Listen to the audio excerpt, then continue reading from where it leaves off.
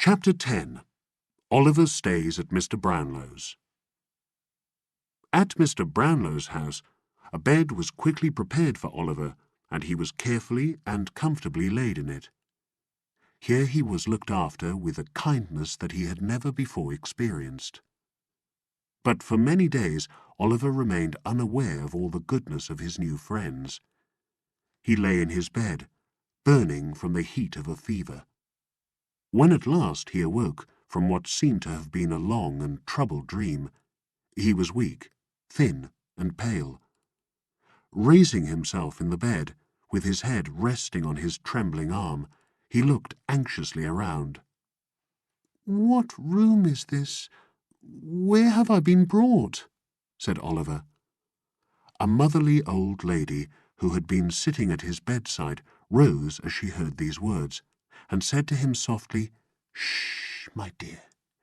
You must be very quiet, or you will be ill again. Lie down again, there's a dear." Oliver obeyed, partly to please the old lady, who was so kind to him, and partly because he was still very weak. He soon fell into a gentle sleep, from which he was woken by the light of a candle to see a doctor measure his heartbeat, and hear him say that he was a great deal better. The doctor told Mrs. Bedwin, the kind old lady, to give the child a little tea and some dry bread, and not to keep him too warm or too cold. Then he went away. Oliver fell asleep again. When he woke, it had been a bright day for hours, and he felt cheerful and happy. The most dangerous part of the disease had passed. He was going to live.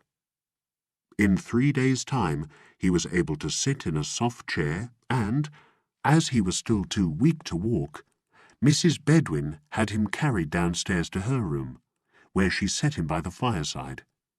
The old gentleman, Mr. Brownlow, came to see him. "How do you feel, my dear?" he said. "Very happy, sir," said Oliver, "and very grateful indeed, sir, for your goodness to me." "Good boy," said Mr. Brownlow. "Have you given him any food, Mrs. Bedwin?" "He has just had a bowl of good strong soup, sir," she replied. After a few more questions and a little conversation with Oliver, Mr. Brownlow went away. They were happy days, those of Oliver's recovery. Everything was so quiet, neat and orderly. Everybody was kind and gentle. He was no sooner strong enough to put his clothes on than Mr. Brownlow had a complete new suit, a new cap, and a new pair of shoes bought for him. One evening, Mr. Brownlow sent for Oliver to come and talk to him in his study. Mr. Brownlow was seated at a table, reading. When he saw Oliver, he pushed the book away from him and told him to come near the table and sit down. Oliver did so and stared with amazement at the bookshelves that reached from the floor to the ceiling. "There are a good many books, are there not, my boy?" said Mr. Brownlow. "A great number, sir," replied Oliver. "I never saw so many." "You shall read them, if you behave well," said the old gentleman kindly, "and you will like that better than looking at their covers. How would you like to grow up a clever man and write books?" "I think I would rather read them, sir," replied Oliver. "Now," said Mr. Brownlow in a more serious manner, "I want you to pay great attention, my boy, to what I am going to say. I shall talk to you without any reserve, because I am sure you are as well able to understand me as many older persons would be." "Oh, don't tell me you're going to send me away, sir, please," cried Oliver, alarmed at the serious tone of Mr. Brownlow. "Don't turn me out to wander in the streets again. Let me stay here and be your servant. Take pity on a poor boy, sir." "My dear child," said the old gentleman, moved by the warmth of Oliver's sudden appeal, "you need not be afraid that I will abandon you, unless you give me reason to." "I never, never will, sir," promised Oliver. "I hope not," said the old gentleman. I do not think you ever will. I feel confident that I can trust you. You say you are an orphan, without a friend in the world. All the inquiries I have been able to make confirm this statement. Let me hear your story, where you came from, who brought you up, and how you got into the company in which I found you. Speak the truth, and you shall not be friendless while I live." Oliver began to tell his sad story. While he was doing so, an old friend of Mr. Brownlow, called Mr. Grimwig, arrived. Mr. Grimwig was a heavy old gentleman, rather lame in one leg, and he walked with the support of a thick stick. He had a way of twisting his head to one side when he spoke, and of looking out of the corners of his eyes at the same time, which reminded one of some kind of bird. He took up this position the moment he made his appearance, and, holding out a small piece of orange peel at arm's length, he complained, "Look here, do you see this? Isn't it a most extraordinary thing that I can't call at a friend's house without finding a piece of orange peel on the stairs? I've already been made lame with orange peel, and I know orange peel will kill me one day, or I'll eat my own head, sir." This was Mr. Grimwig's strange way of confirming nearly every statement he made. "I'll eat my head, sir," repeated Mr. Grimwig, striking his stick upon the ground. "Hello! What's that?" he said suddenly, looking at Oliver and taking a step or two backwards. "This is young Oliver Twist, whom we were speaking about," said Mr. Brownlow. Oliver bowed. "You don't mean to say that's the boy who had the fever, I hope?" said Mr. Grimwig, moving back a little further. "Wait a minute. Don't speak. Stop," continued Mr. Grimwig, losing all fear of the fever in his excitement at the discovery. "That's the boy who had the orange. If that's not the boy, sir, who had the orange and threw this bit of peel down on the staircase, I'll eat my head and his too." "No, he has not had an orange," said Mr. Brownlow, laughing. "Come, put down your hat and speak to my young friend." "I feel strongly on this subject, sir," said the old gentleman. "There's always orange peel in our street, and I know it's put there by the assistant of the doctor at the corner." Then, putting on his eyeglasses, he looked at Oliver, who, seeing that he was the object of inspection, reddened and bowed again. "How are you, boy?" said Mr. Grimwig eventually. "A great deal better, thank you, sir," replied Oliver.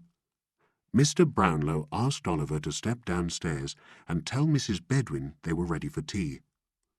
"He's a nice-looking boy, is he not?" inquired Mr. Brownlow. "I don't know," replied Mr. Grimwig. "Where does he come from? Who is he? What is he? He has had a fever. What of that? People are not good just because they have a fever, are they?" Now, the fact was that in his own heart Mr. Grimwig also felt that Oliver was a nice-looking and good-mannered boy, but he always liked to be different. Mr. Brownlow, knowing his friend's strange habits well, accepted his opposition with good humour, and so everything went very smoothly at tea, and Oliver, who was invited to remain with the two gentlemen, began to feel more relaxed. "And when are you going to hear a full and true account of the life and adventures of Oliver Twist?" asked Mr. Grimwig of Mr. Brownlow at the end of the meal, looking sideways at Oliver. "Tomorrow morning," replied Mr. Brownlow. "Come up to see me tomorrow morning at 10 o'clock, Oliver." "Yes, sir," replied Oliver. He answered after a short pause, because he was confused by Mr. Grimwig's looking hard at him. "I'll tell you what," whispered the gentleman to Mr. Brownlow. "He won't come up to you tomorrow morning. I saw him think about it. He is deceiving you, my good friend." "I'll swear he is not," replied Mr. Brownlow warmly. "If he is not," said Mr. Grimwig, I'll eat my head."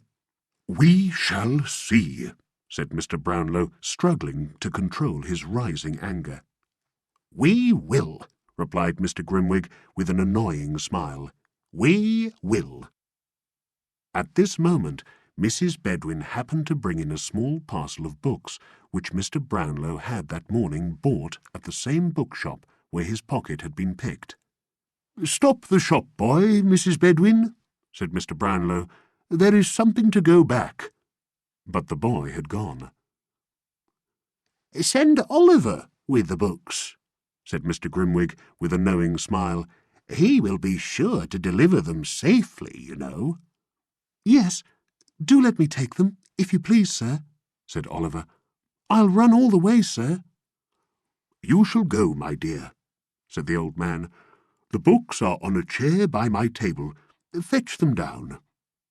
Oliver, delighted to be of use, brought the books down and waited to hear what message he was to take.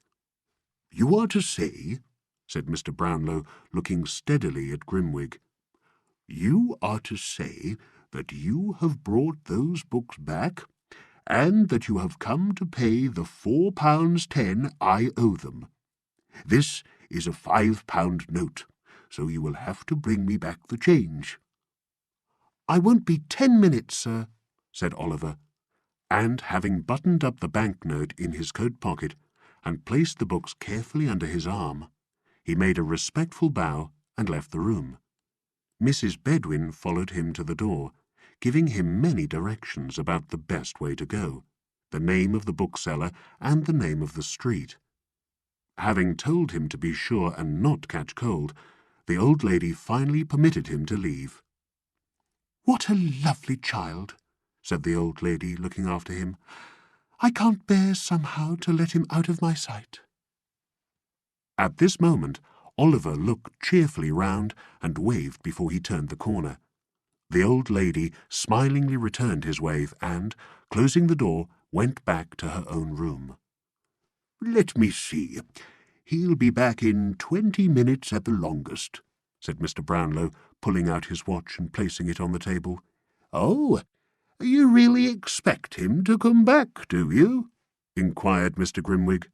"Don't you?" asked Mr. Brownlow, smiling. The spirit of argument was strong in Mr. Grimwig's breast at the moment, and it was strengthened by his friend's confident smile. "No," he said, banging the table, "I do not. The boy has a new suit of clothes on his back, a set of valuable books under his arm, and a £5 note in his pocket. He'll join his old friends the thieves and laugh at you.